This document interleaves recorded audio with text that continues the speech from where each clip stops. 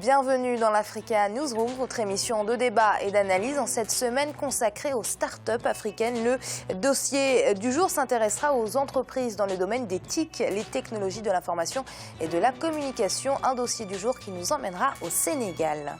Au sommaire également de cette émission, 5 ans, jour pour jour, que le guide libyen Mouammar Kadhafi est destitué. L'occasion de faire le bilan sur un pays en pleine crise. Une conférence des pays voisins de la Libye s'est d'ailleurs tenue à Niamey, au Niger, en vue de trouver une solution rapide. Mais les obstacles sont encore trop nombreux. Et la Centrafrique, quant à elle, peine à se relever de ces années de troubles. De nouvelles vagues de violence frappent le pays. Le président Faustin Archange Touadéra appelle à la paix, à la réconciliation nationale et à l'unité. Ils sont avec nous autour de ce plateau pour débattre justement de ces sujets qui font l'actualité du continent africain. Notre invité, tout d'abord, est coordonnateur de la diaspora des Sénégalais de France, Amadou Sylla. Monsieur Sylla, bienvenue parmi nous. Merci. Et nos éditorialistes, bien évidemment, Daouda Tall. Daouda, c'est un plaisir. Plaisir partagé, Amira. Bonsoir à toutes et à tous. Et Gratien Rokindikiza. Gratien, ravi de vous accueillir. Merci, Amira. Bonsoir à tous. Et tout de suite, c'est l'info du jour.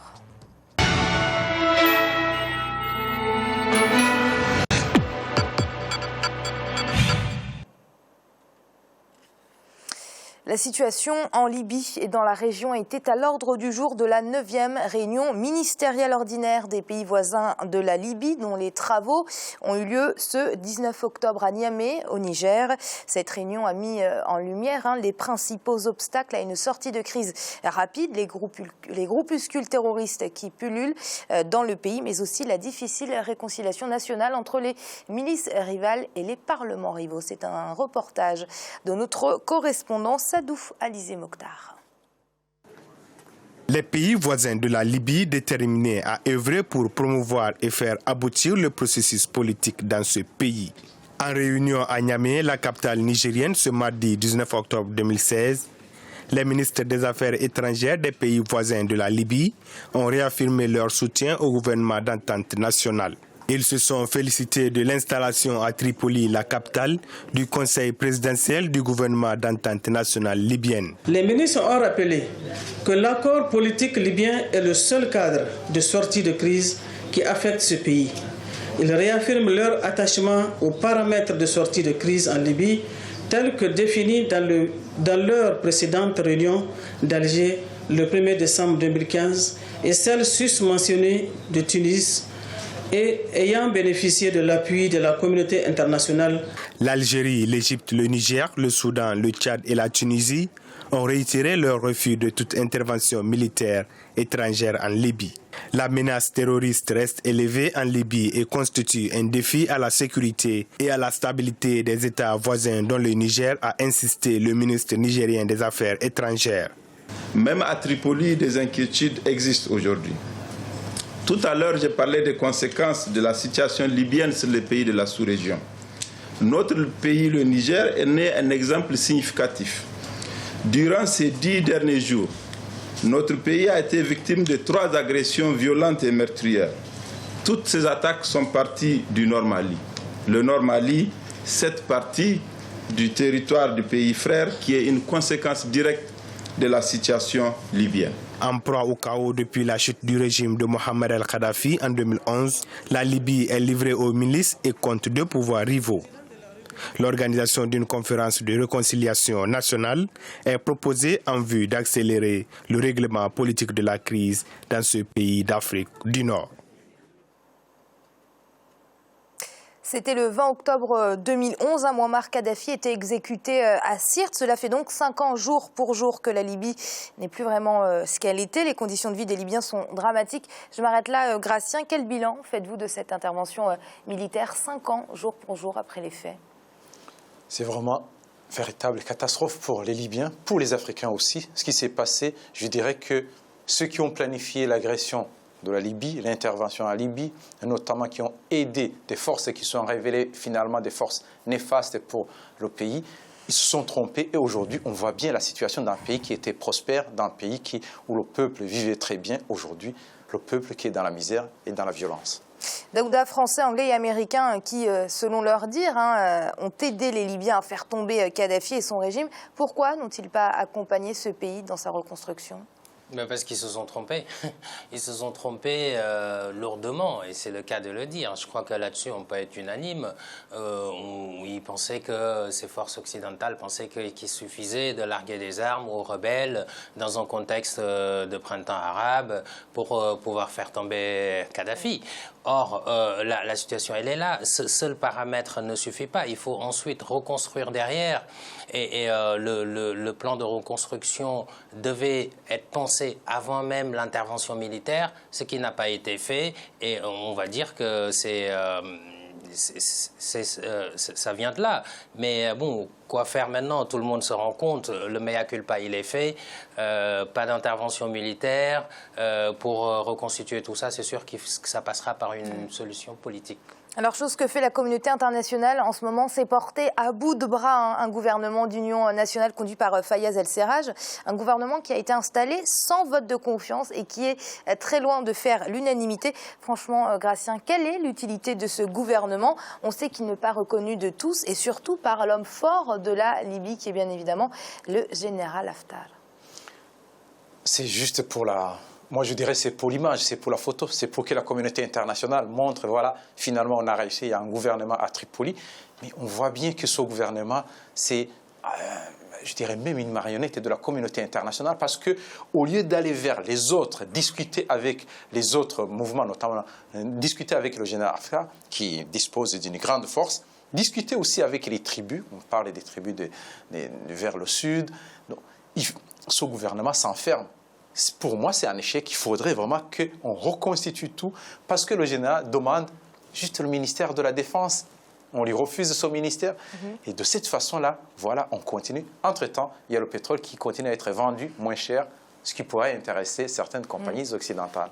Alors, pour contextualiser, parce que c'est vrai que c'est un contexte très, très compliqué en Libye, en fait, on a 4 entités. Actuellement, on a le gouvernement d'union nationale de Fayez El-Serraj, on a le parlement de Tobrouk et ce qui reste plus ou moins de l'ancien parlement de Tripoli. Et puis enfin, on a le général Haftar. Monsieur Sylla, c'est vraiment une situation complexe en Libye. C'est très complexe et c'est regrettable en tant qu'Africain parce que je pense que là, c'est un échec qui doit en tout cas être un enseignement majeur pour tous les Africains parce que c'est un pays où on est intervenu gratuitement. On a destitué un président, en tout cas, qui gère ce pays-là, qui a construit ce pays-là. Aujourd'hui, les Libyens sont dans les rues. Ils sont des réfugiés un peu partout. Et je crois que moi, je serais Libyen. En tant que Libyen, je me constituerai, en tout cas, partie civile pour porter plainte contre, en tout cas, les Occidentaux. Parce que je pense que, quelque part, c'est un crime qui a été commis là-bas. Il faut l'avouer, il faut le dire. Il faut que les Africains osent aussi, en tout cas, réagir face à ce genre de situation-là. Et comme ils ont institué un tribunal pénal international, les coupables doivent être effectivement traduits. C'est un combat. Et je crois qu'à de ce point de vue-là, il faut quand même pousser la réflexion plus loin, parce que c'est triste quand même ce qui se passe en ce moment en Libye.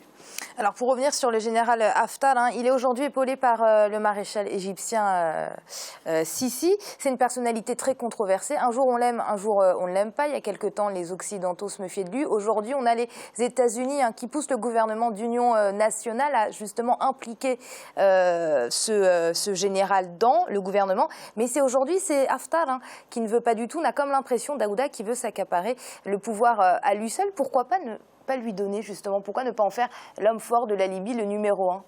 Parce qu'il a beaucoup, on rappelle quand même qu'il a beaucoup de victoires militaires à son actif et qu'il contrôle aujourd'hui le croissant pétrolier. Le général Haftar est sans doute aujourd'hui le personnage qui connaît le mieux ce qui reste de l'armée libyenne et finalement des milices, puisqu'il y a un certain nombre de milices qui se sont constituées suite à la destruction de l'armée libyenne elle-même. Donc c'est sûr qu'aucune solution ne peut se faire sans lui. Maintenant, de là à lui confier le pouvoir, je pense que ce serait un pouvoir militaire et ce serait aussi dangereux. Moi, je suis pour la démocratie, je suis pour temporairement trouver une solution politique et qui inclut le désarmement de toutes les milices et ensuite procéder à des élections. Mais effectivement, vous l'avez rappelé, le Premier ministre actuellement n'est pas approuvé par le Parlement et sans cela, il ne peut pas dérouler de politique. Donc on est dans une sorte de situation d'une impasse, on ne sait pas comment en sortir, mais il faut à la fois désarmer, une solution politique, mais surtout ne pas réintervenir militairement de la même façon que ça a été fait. Alors justement, au niveau de l'intervention militaire, cette réunion au Niger, à Niamey, a mis en lumière les différents obstacles. Et l'Algérie, l'Égypte, le Niger, le Soudan, le Tchad et la Tunisie ont été clairs.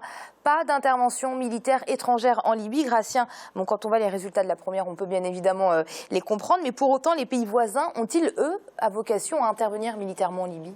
Pour moi, non, parce qu'en fait, le problème qui se pose vraiment en Libye, il n'y a pas une force islamiste. Ce n'est pas Daesh qui menace la Libye. Ce sont les Libyens eux-mêmes, les milices, les tribus qui sont constituées, qui peuvent, disons, ramener la paix au niveau de ce pays.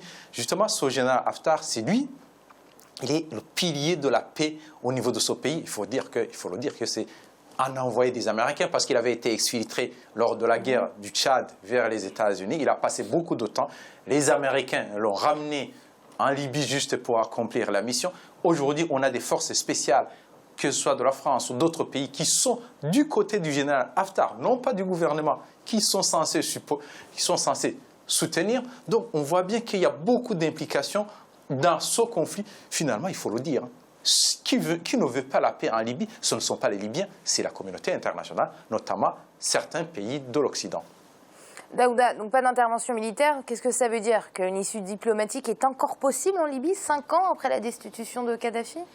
Bon, l'idéal, je dis bien l'idéal, ce serait le gouvernement Sarraj d'essayer de faire en sorte qu'il soit accepté par l'ensemble des forces politiques. On sait que c'est pas possible. Ça fait déjà quelques mois qu'ils essayent et puis Haftar a été clair, il ne reconnaîtra pas le gouvernement d'union nationale. Pour le moment, c'est pas possible. Mais figurez-vous, pendant 5 ans, on a cherché une solution et la solution à laquelle on est arrivé, c'était celle-là. Trouver un Premier ministre et essayer de rassembler les deux parlements, enfin ce qui reste des deux parlements, pour faire un parlement libyen qui reconnaisse la légitimité du Premier ministre. Bon, on a passé 5 ans, effectivement, ça ne marche pas pour l'instant, mais il faut poursuivre cet effort. Parce que sinon, c'est quoi la solution? Redonner des armes au général Haftar et à d'autres.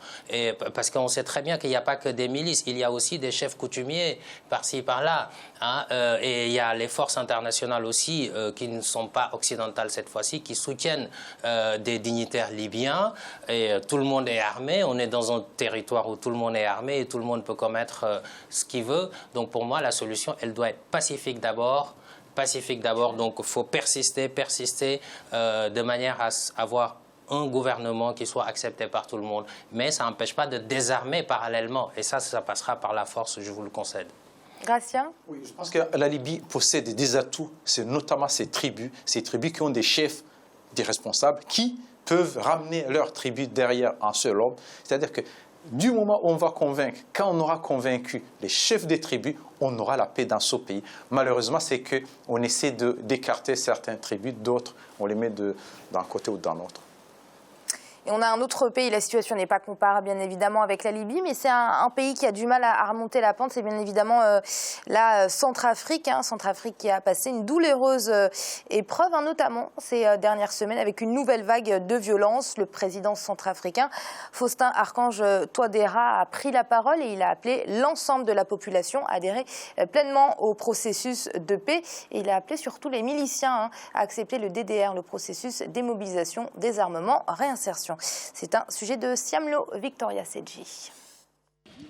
Le président de la République centrafricaine, Faustin Archange Touadéra, a appelé la population centrafricaine à la paix et à la réconciliation cette semaine.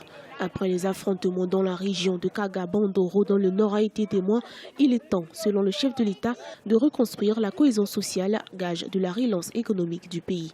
Le chef de l'État a invité tous les acteurs de la vie sociopolitique du pays à adhérer pleinement au processus de désarmement en cours.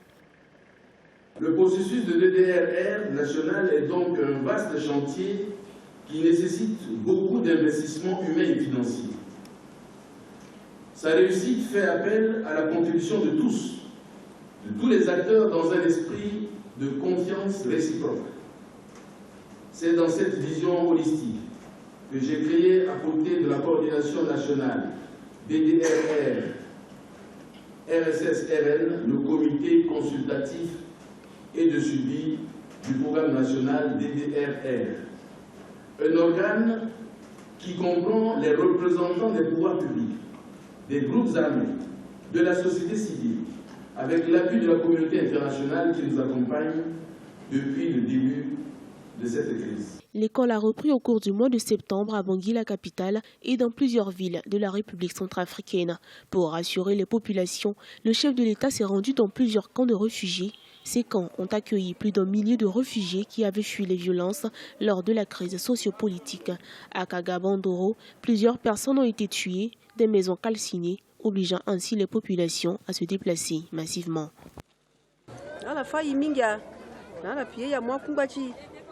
Ils nous ont tués, pillés et pris toutes nos affaires. Regardez où nous sommes en ce moment. Nous dormons dehors, nous dormons sur le terrain.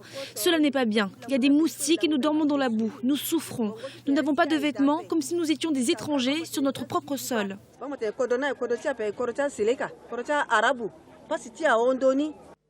Le gouvernement centrafricain s'engage à renforcer les mesures de sécurité et accroître l'aide humanitaire. Avec la fin de l'opération Sangaris annoncée pour la fin du mois d'octobre, les autorités espèrent une réelle implication de toute la classe politique pour un retour définitif à la paix, aussi bien à Bangui que dans les autres régions du pays. Gratien, pourquoi le processus DDR est-il bloqué en Centrafrique?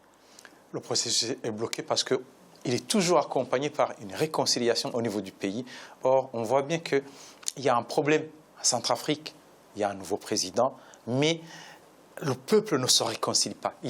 Il faut vraiment y aller fort, il faut des mesures très fortes pour que les gens se sentent ensemble. On ne peut pas démobiliser les combattants au moment où il y a la violence, il y a aussi la mésentente entre les gens. Donc, pour moi, il devait y avoir un accompagnement des deux mesures en même temps. On ne peut pas faire l'un et puis faire l'autre après la démobilisation. Alors, Daouda, selon certains observateurs, et notamment selon le président Touadéra, il s'agit d'un manque de moyens financiers. Mais est-ce la seule raison ? Non, pas du tout. C'est loin d'être la seule raison. Et d'ailleurs, j'espère qu'on ne va pas retomber dans un certain nombre d'erreurs, c'est-à-dire mobiliser beaucoup d'argent pour donner à des ex-combattants et ensuite ces mêmes ex-combattants reprennent les armes derrière. J'espère qu'on n'arrivera pas à ça. Tout est une question de stratégie. Ce n'est pas seulement une question d'argent. Et d'ailleurs, c'est bien ça le problème. Vous avez beaucoup d'organisations qui, entre guillemets, vont se sucrer sur le dos du conflit parce qu'ils récupèrent de l'argent alors que ça ne résout pas le problème. Je pense qu'il faut parallèlement mener deux choses. Avancer dans les chantiers du développement et le désarmement, mais pourquoi pas forcer le désarmement. Si les gens ne veulent pas rendre les armes, il faut y aller de la manière forte. C'est-à-dire forcer? C'est-à-dire forcer, désarmer par la force, tout simplement. On vous trouve avec une arme, on vous localise, vous êtes un groupe armé, on vous combat pour récupérer ces armes-là. Ce qui n'est pas le cas, c'est vrai, il faut le rappeler, ce qui n'est pas le cas. C'est basé sur le volontariat, ce processus de DDR. Exactement, d'autant plus que, moi je dis cette solution est envisageable, en Centrafrique, d'autant plus qu'on a un gouvernement, un président qui est légitimement élu, un gouvernement qui existe, qui est en place, et ça c'est une grande avancée dans la crise centrafricaine. Et donc, l'État détient à lui seul le monopole de la violence légitime. Gratien ? Même si l'État détient le monopole de la violence, l'État ne détient pas la légitime. Oui. L'État ne détient pas une force capable de désarmer. Il faut savoir que les forces armées centrafricaines sont désorganisées pratiquement, et il y a les rebelles qui sont mieux organisés qu'eux. Monsieur Sylla, êtes-vous optimiste pour l'avenir de la Centrafrique et pensez-vous qu'une sortie de crise sur du court terme est envisageable? Oui, mais je pense qu'après, venant effectivement du président de la République qui lance un appel à la paix, je crois que déjà c'est encourageant, c'est motivant. Il faudrait que tous les Centrafricains effectivement comprennent que voilà, la guerre, ce n'est pas une solution. Il faut restaurer la dignité des populations, parce que je pense que la situation qu'on montre en ce moment, c'est vraiment la dignité des populations qui est bafouée dans cette situation. Donc, de ce point de vue-là, je crois qu'il faut mea culpa, il faut que tout le monde revienne au bon sens, que le pays leur appartient, il y a un chef d'État qui a été élu démocratiquement, il y a un gouvernement qui existe. Et je crois que déjà, c'est des leviers autour desquels toutes les forces, toutes les énergies doivent se mobiliser pour effectivement avancer vers l'avenir. Mais sans quoi, je pense que voilà, ça risque d'être quand même un peu regrettable. Comme ça, c'est toujours l'Afrique, c'est quand même dommage que ça reste encore l'Afrique. Alors très rapidement, messieurs, j'aimerais vous écouter sur Sangaris, fin de mission à la fin du mois d'octobre. Daouda, comment avez-vous apprécié les actions de cette force française ? Bon, on ne peut pas dire que ça a été inutile. Maintenant, il y a eu des couacs, où il y a eu des affaires de sexualité impliquant des soldats, etc. Donc ça, c'est très regrettable. Je pense que quand on est investi d'une mission de maintien de la paix, on doit se garder d'un certain nombre de choses qui, quand même, sont moralement très bas. Maintenant, bon, on ne peut pas dire non plus que ça a été inutile, parce que sans l'interposition de cette force, on imagine le chaos. Gratien, très rapidement, Sangaris. Bon, ça a été, disons, une réussite, mais en même temps, moi, je dirais un échec, parce qu'ils vont laisser des forces armées qui ne sont pas organisées, des forces armées qui n'ont pas formé, n'ont pas pris le temps de former, et ils n'ont pas pris le temps aussi d'aider à cette réconciliation. On amène les militaires, mais il faut aussi amener l'argent. Et c'est l'heure de marquer une courte pause. On se retrouve dans quelques instants pour la suite de l'Africa Newsroom. À tout de suite.